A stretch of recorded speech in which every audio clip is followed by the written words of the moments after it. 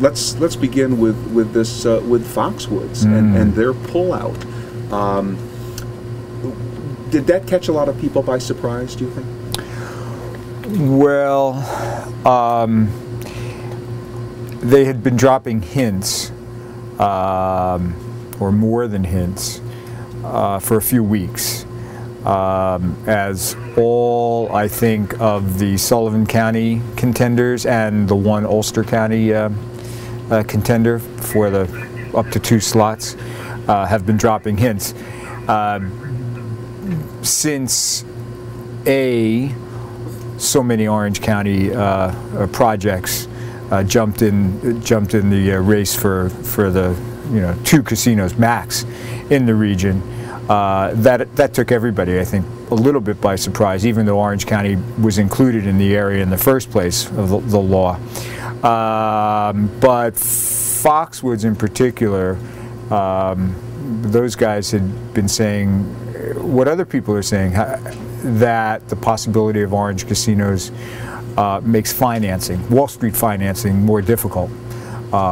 We've been hearing that from everybody, and they articulated it. They never quite said they were going to drop out, but they, so it wasn't a shock. It really wasn't a shock.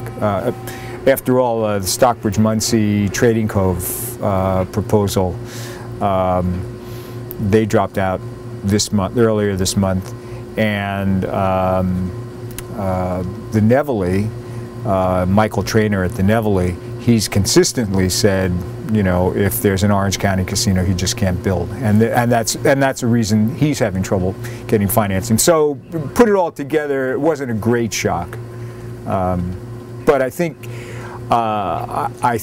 for Sullivan County, which has wanted a casino for almost as long as I've been alive, which is more than 5 decades. It was somewhat of a shock, more of a blow, because now it leaves just 2 out of the original 4 players, and they're both at the Concord, and that seems highly unlikely the state would pick 2 projects virtually in the same place. The night the referendum passed, people were using phrases like, it's the greatest night in Sullivan County history. I mean, I think you were there. Yep. In Rock Hill, at Bernie's, which has been around forever, and people were saying, finally, we're hitting the jackpot. And then as Orange County casinos came in, it was like, we're gonna fight, and all of a sudden,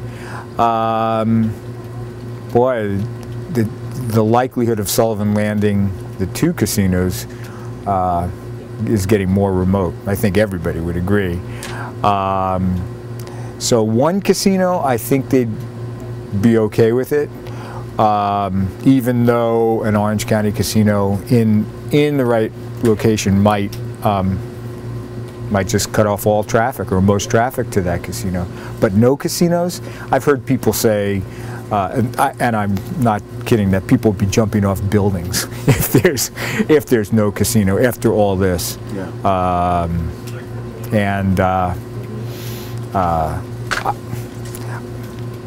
I just find it unlikely that would happen, but you never know. The 2 Sullivan players I've talked to within the week, the 2 that are left, to quote Louis Capelli in an email he sent me, I don't think he'd mind, we're in it for the long haul, pal. He's teamed up with Mohegan Sun at the Concord. Empire Resorts at the Concord, they are still, I think, most people think of them as the favorite to at least land 1. They're in it. The Orange County players don't give any indications of dropping out.